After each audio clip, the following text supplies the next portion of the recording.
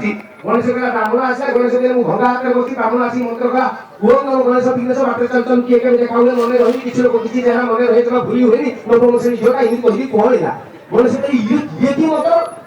ଓମ୍ ନମୋ ଗଣେଶ ବିଘ୍ନେଶ ତ କୁଣ୍ଡରୁ ବାହାରି ପୂଜା ଶେଷ ଗଣେଶ କହିଲେ ଛାଡ଼ ମୋତେ ରାତିରେ ବଡ଼ ଷ୍ଟେଜ କରିଛନ୍ତି ସାମ୍ନାରେ ଏଡେ ଏଡେ ବକ୍ସ ଲଗେଇଛନ୍ତି ମୋତେ ସେଇଠି ମନ୍ତ୍ର ପଢିବା ଆଉ ସନ୍ଧ୍ୟା 7 ବାଜିଗଲା ମନ୍ତ୍ର ଆରମ୍ଭ ତୋର କଞ୍ଚା ହଳଦୀ ଦିହଟା ଗଣେଶ କହିଲେ ଇଏ କଣ ଇଏ ଇଏ କଣ ମନ୍ତ୍ର କହିଲେ ତାପରେ ଗୋଟେ ଆଉ ଗୋଟେ ଗୀତ ବଜେଇଲେ ଝିଅ ପିଅ ସବୁ ପଳେଇଲେ ନାଚିବା ଲାଗି ଗଣେଶ କହିଲେ ମୁଁ ଯୋଉ କାଗଜ ଖୋଲିଥିଲେ ମୁଁ ଆଉ ଥରେ ବିଷ୍ଣୁଙ୍କୁ କହିଲି ପ୍ରଭୁ ସେ କାଗଜଟା ବାନ୍ଧିଦିଅ 3 ଦିନ ମେଲୋଡି ରେକର୍ଡ ଚାଲିଲା ଚତୁର୍ଥ ଦିନ ବିସର୍ଜନ ବ୍ରାହ୍ମଣକୁ ଯାଇ କହିଲେ ଭାଇନା ଚାଲ ବିସର୍ଜନଟା ଦେଇଦେବ ଭାଇନା କହିଲା ଆଉ ସେଟା ଏକ୍ସଟ୍ରା 150 ଟଙ୍କା ପଡ଼ିବ ତ ଏମାନେ କହିଲେ ଆଜ୍ଞା ପୁରା ପୂଜା କଲେ ବିସର୍ଜନଟା ଫ୍ରି କଣ ବ୍ରାହ୍ମଣ କହିଲା ସେ ଅଫର ଉଠିଲେ ଆଜ୍ଞା ହେଇପାରିବ ନାହିଁ ତ ଏମାନେ କହିଲେ ତମେ ବିସର୍ଜନ କରିବନି नो ଆମେ କଣ ପାଇଁ ଫ୍ରି କରିବୁ ବିସର୍ଜନ ଦେଲେ ନାହିଁ ଯୋଉଦିନ ବିସର୍ଜନ ସେଦିନ ରାତିରେ ପ୍ରୋଗ୍ରାମ ନାହିଁ ମୋ ଆଗରେ ବସି 12-15 ଜଣ ମଦ ପିଇ ସେଇ ସେକ୍ରେଟାରୀ ଲୋକ ତାଙ୍କ ଷ୍ଟାଫ ସବୁ ମୁଁ ବସିକି ଦେଖୁଛି ମୁଗ ଚାଲିଛି କୁରକୁରେ ଚାଲିଛି ପିଆ ଚାଲିଛି ଲାଷ୍ଟ 1:30 ଖଣ୍ଡେ ବେଳକୁ ସେକ୍ରେଟାରୀ ମଦଟା ନେଉଛି ତା ଚାକରା ସଜେଇକି କହିଲା ମୁଁ ସେକ୍ରେଟାରୀ ମୁଁ ମଦ ପିଲା ବେଳକୁ କୁରକୁରେ ନାହିଁ ମୁଗ ନାହିଁ ଆର ବର୍ଷ ପାଖରୁ ପୂଜା ବନ୍ଦ ଜଣେ କହିଲା ମୋ ଭାଇ ତୁ ସେକ୍ରେଟାରୀ ତୁ ମଦ ପିଇ ମୁଁ ଦଉଛି ଚାକରା କହିଲେ ସିଏ ମଦଟା ପିଉଛି ମୋ ହାତରୁ ଲଡୁଟା ନେଇକି ତାକୁ ଦେଇଦେଲେ ମାନେ ତାକୁ ବି ବରଦାସ୍ତ କଲି ତାପରଦିନ ଭସାଣି ଅଭଦ୍ର ଦଳ 5 ଦିନ ଭିତରେ ମତେ ଟିକେ ଝୁଣା ଧୂପ ଦେଇନାହାନ୍ତି ଲମ୍ବା ବ୍ରାସ୍ ବ୍ୟାଣ୍ଡ କରିକି ଠିଆ ହେଇଛନ୍ତି ବିଅର ପିକି 2 ପାଣି ମୋ ଉପରକୁ ଛାଟିଲେ ହଠାତ୍ ଜଣେ ଆସିକି ମୋ କାନି ଆଙ୍ଗୁଳିଟା ଭାଙ୍ଗିଲା ମତେ ବିସର୍ଜନ କରୁନାହାନ୍ତି କାଟୁଛି ଜଣେ ଆସିକି କହିଲେ ଠାକୁର କାନି ଆଙ୍ଗୁଳି କାହିଁ ଭାଙ୍ଗିଲୁ ନା ଠାକୁରଙ୍କ ଜିନିଷ ରଖିଲେ ଶୁଭ କହିଲା ତୋର କାନି ଆଙ୍ଗୁଳି ଅର୍କ ଶୁଭ ମୋର ବେଶୀ ଶୁଭ କହି ମୋ ଶୁଣ୍ଡଟାକୁ ମୋଡ଼ିଲା ଆଉ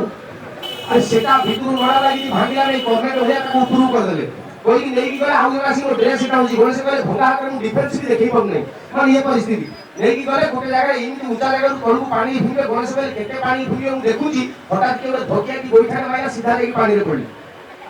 ଗଣେଶ କହିଲେ ଏଇମିତିକା ନିଷ୍ଠା ନେଇକି ଡାକିଲେ ଏଇଠି କୋଉ ଭଗବାନ ଏଇଠି ଆସିବେ କଣ କହିଲି ନା ପ୍ରଭୁ ଠିକ ଅଛି ଇଂରାଜୀରେ ଗୋଟେ କଥା ଅଛି ଲିଭ୍ ଏଣ୍ଡ ଲେଟ୍ ଲିଭ୍ ନିଜେ ବଞ୍ଚାଅ ଅନ୍ୟକୁ ବଞ୍ଚିବା ଲାଗି ଦିଅ କିନ୍ତୁ ଏଇଠି ମଣିଷ ନିଜେ ବଞ୍ଚିବା ଲାଗି ସମସ୍ତଙ୍କୁ ମାରି ସାରିଲେଣି ଆଙ୍କା ଦିଟିକାରେ ବରଫ ତୋଳିଲାଣି ବଳିଆ ପଣ୍ଡାରେ କୁଣ୍ଡିରେ ପାଣି ଚୁଇଲାଣି ଆଉ ଅଳ୍ପ ଦିନ ପରେ ଏବେ ଯୋଉ ବାଘ ଗଣ୍ଡା ଇଏ ବି ସବୁ ଟିକେ ଟିକେ କହିଲେଣି ପଳେଇବେ ବୋଲି ଆଉ 10 ବର୍ଷ ପରେ ଦେଖିବେ ମାଙ୍କଡ ଫାଙ୍କଡ ବି ନଥିବେ ଆପଣଙ୍କର ପିଲାଙ୍କର ପିଲା ଯେତେବେଳେ ମନୋରଞ୍ଜନ ନଥିବେ ଦେଖିବେ ସିମେଣ୍ଟ ମାଙ୍କଡ ବସିଥିବେ ପିଲା ପଚାରିବେ ବାପା ଏଇଟା କଣ ବାପା କହିବେ ଭଗବାନ ସମୟରେ କାହିଁ ଗୋଟେ ଜନ୍ତୁ ଥିଲା ତା ନା ମାଙ୍କଡ ତେଣୁ ପ୍ରଭୁ ତମେ ଯୋଉଠି ଅଛ ସେଇଠି ଥାଅ ଆସିବା ଦରକାର ନାହିଁ ଏମାନଙ୍କ ଭିତରେ ଯୋଉ ଦିନ ନିଷ୍ଠା ଆସିବ ସେଇ ଦିନ ତମେ ଏଠିକି ଆସିବ ଏବେ ଆଉ ଅଧିକ ସମୟ ଗପିବି ପ୍ରବଳ ଖରା ହଉଛି ଆପଣମାନେ ଖରା ତରା ଠିଆ ହେଇଛନ୍ତି ଆଉ କଣ ଶୁଣିବେ ଯଦି କୁହନ୍ତୁ କହିଦେବା ପଳେଇବା ଈଶ୍ୱର ରାଜ୍ୟ ବାଜା ନଥିଲେ ସଙ୍ଗୀତ ଭଲ ଲାଗେନି ଈଶ୍ୱର ରାଜ୍ୟ ଖାଲିଟାରେ ଗାଇଲେ କେମିତି ଲାଗିବ ଗୋଟେ ବାଜା ଫାଜା ଥାନ୍ତା ଗୋଟେ କଣ ସେ ଗୋଟେ ସମୟରେ ହେଇଥାନ୍ତା ଅଲଗା ଲାଗିଥାନ୍ତା ଆରେ କେମିତି ବଜେଇବ କାଟିବେ ନା ପିଛେ ରାସ୍ତା ବଜେଇବ